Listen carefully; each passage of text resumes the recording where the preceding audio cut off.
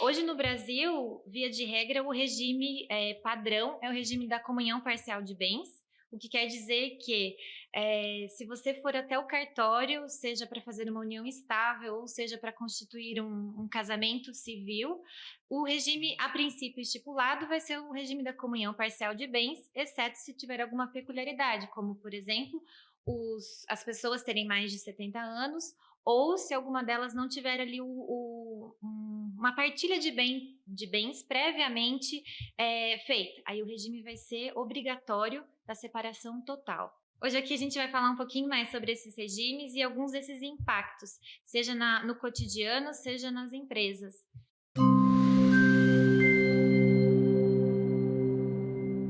Olá, seja bem-vindo e bem-vinda a mais um podcast oficial da CBPA. E nesse podcast de hoje, o Alexandre e eu vamos falar sobre o regime de bens. E em outros podcasts, nós já conversamos a respeito um pouco do planejamento sucessório, a respeito um pouco de holding familiar, mas é importante a gente destacar que antes mesmo de pensar em planejamento sucessório, é também importante a gente pensar nesse planejamento para o casamento, o quanto o regime de bens ele é importante e ele vai fazer toda a parte de proteção e de encaminhamento da vida desse casal e até mesmo depois uma futura dissolução, seja pelo divórcio ou seja pela morte de uma das duas pessoas. É isso mesmo, né, Alexandre? Exatamente. Inclusive, o regime adotado de bens ele impacta diretamente na constituição de uma empresa, né? Sim. Então é muito importante a gente ter esse contato prévio com os regimes e saber qual é o melhor para a sua família que você está constituindo naquele momento.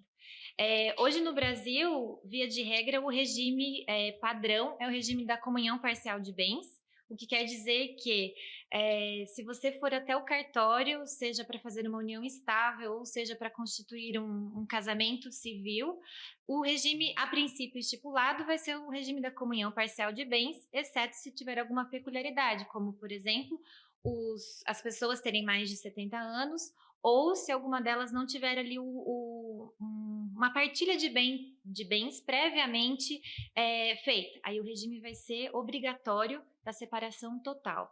Hoje aqui a gente vai falar um pouquinho mais sobre esses regimes e alguns desses impactos, seja no cotidiano, seja nas empresas.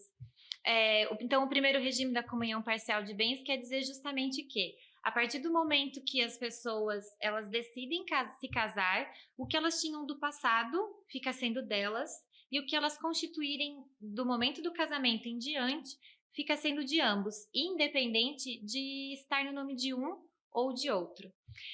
O regime da comunhão universal de bens, não importa o que é passado, não importa o que é futuro e no nome de quem... Thaís, e quem vai morar junto? Sem fazer documentos, sem casar, só Ah, vai morar junto. Qual é o regime isso que é a bem pessoa importante. a lei impõe algum regime? Não, acaba seguindo, não tem uma imposição da lei, mas acaba seguindo o mesmo padrão que é o da comunhão parcial de bens. Então, as pessoas que moram junto, e aqui eu vou até fazer um parênteses para dizer que, para configurar hoje em dia uma união estável, não necessariamente precisa morar sob o mesmo teto. As pessoas, inclusive, podem morar em casas diferentes, mas terem essa rotina como se casados fossem, se representarem como pessoas casadas e não como namorados, e isso pode configurar uma união estável e o regime vai ser o mesmo, da comunhão parcial de bens, que é isso que eu acabei de explicar. O que isso quer dizer? Independente se um comprou um apartamento financiado, se comprou um carro, se está no nome de um ou de outro, é dos dois e isso vai ser compartilhado.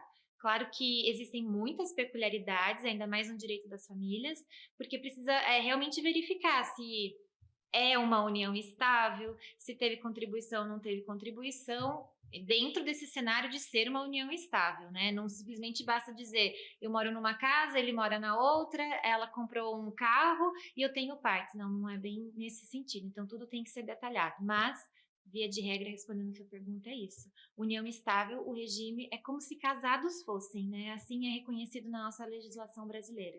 O regime da comunhão parcial de bens para os casos de união estável.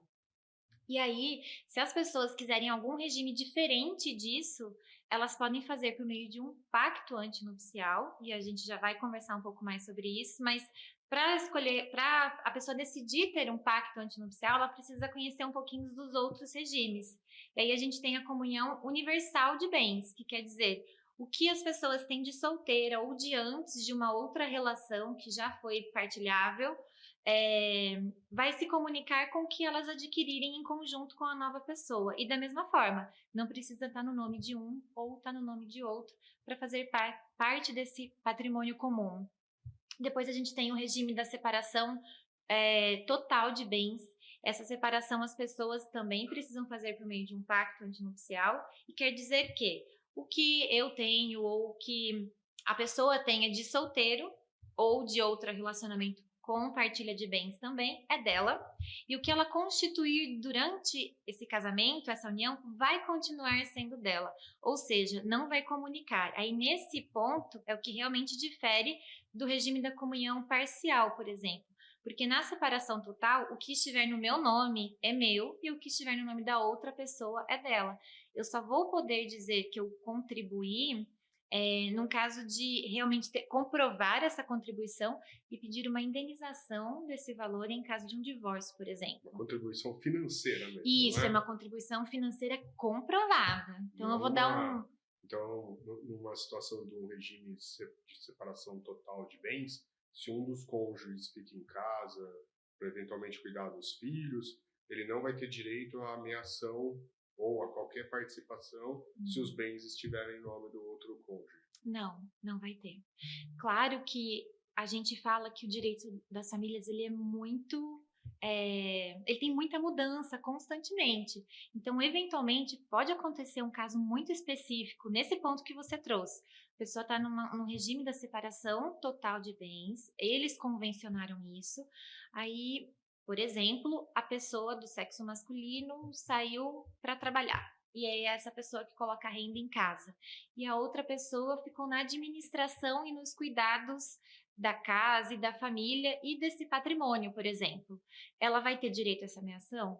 Via de regra não, exceto se ela conseguir comprovar e justificar alguma outra tese jurídica num processo judicial para pleitear algum tipo de meação. Ou até mesmo para dizer que isso foi feito para evitar alguma fraude, alguma peculiaridade muito específica, mas isso teria que ser provado com tese jurídica num processo judicial, e até onde eu tenho conhecimento de estudos de jurisprudência ainda não tem nada nesse sentido. Então acho muito difícil. Isso, e um processo é muito mais difícil. Então, via de regra mesmo, separação total, independente de um estar trabalhando, o outro não está, um administra, o outro não, é no nome de quem está aquele patrimônio. A conta bancária é no nome daquela pessoa, é ela que vai ter direito.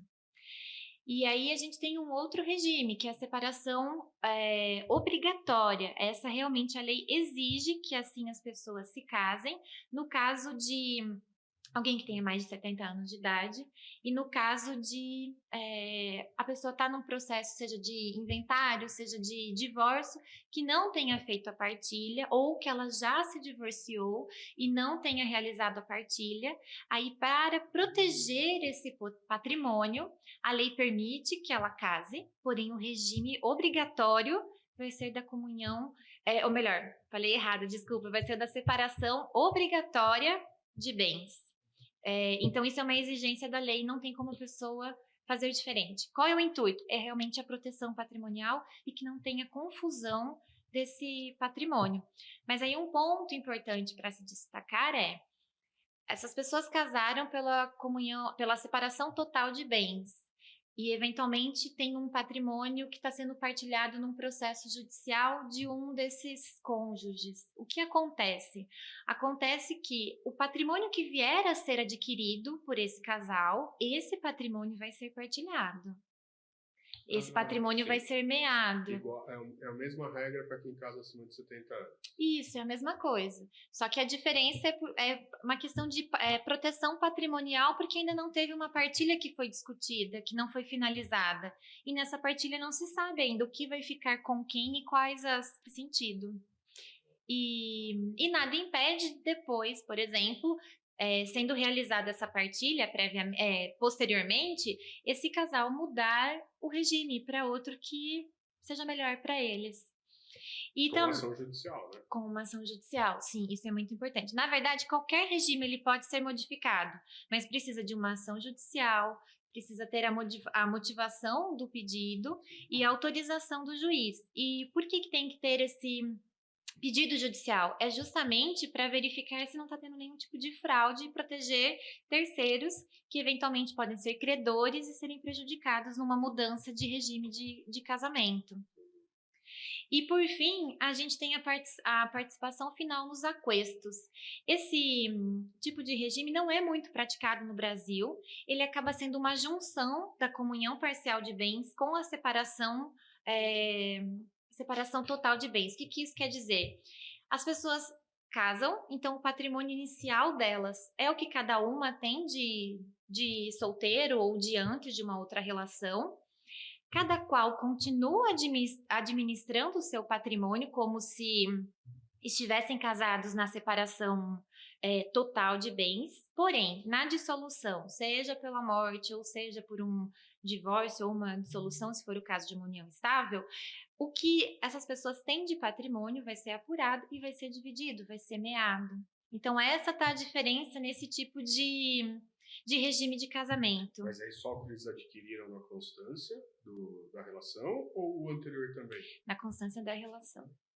Então essa vantagem. Claro que aí tem algumas diferenças quando a gente fala de dissolução, seja divórcio ou dissolução de união estável, e inventário, né, quando a pessoa faleceu. Isso tem outras implicações que eu vou até deixar para um outro podcast, porque acaba sendo muito detalhe para falar tudo de uma única vez. Eu acho que vale para o próximo podcast também explicar a diferença dos regimes na sucessão. Isso, exatamente, essa é a ideia, porque tudo isso tem muita relação. E aqui eu volto no início da minha fala, lá no começo. O quanto é importante essa preparação, esse planejamento para o casamento.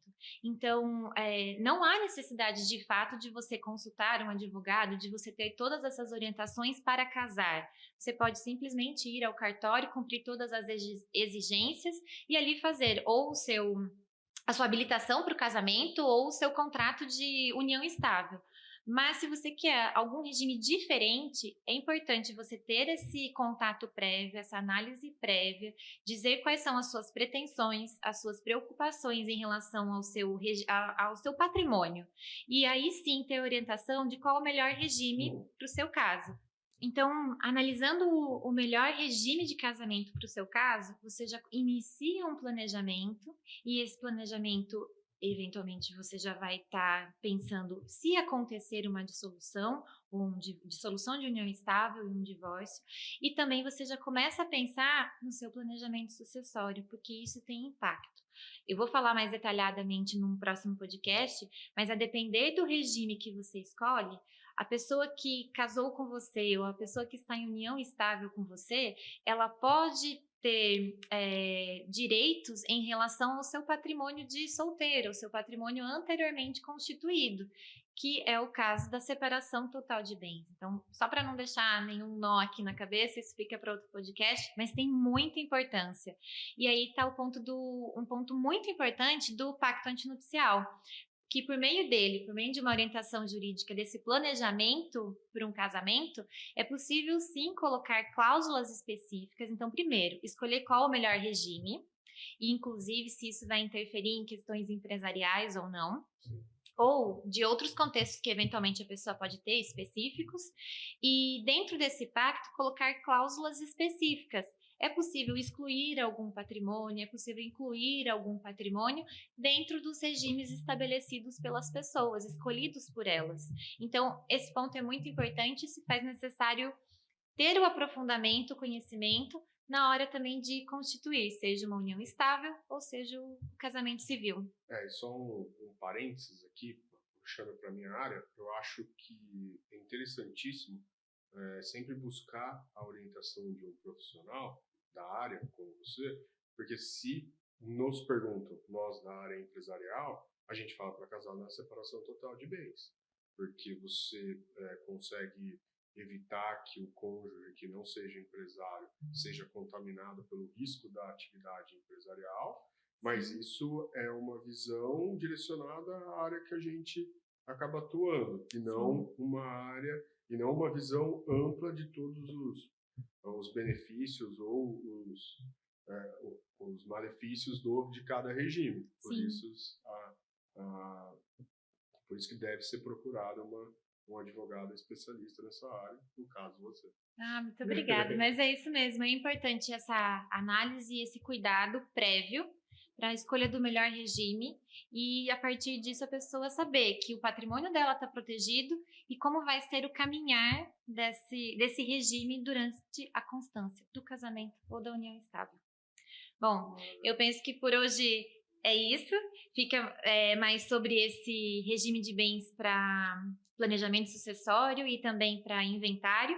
E se você gostou, se você tem dúvidas, se você quer saber mais sobre regime de bens, coloca aqui as suas perguntas, clica no curtir, compartilha, segue a gente no Instagram e também no YouTube. Até o próximo.